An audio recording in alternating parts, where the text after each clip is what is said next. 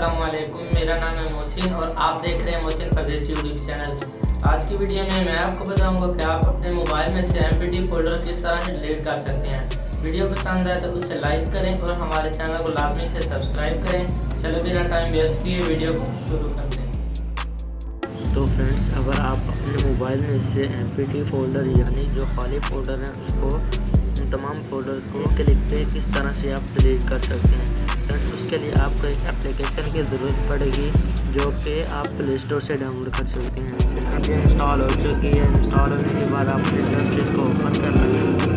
आप ओपन पे क्लिक करके आप इसका सिंपल से इंटरफेस देख सकते हैं। आपने इस बटन पे क्लिक करना है।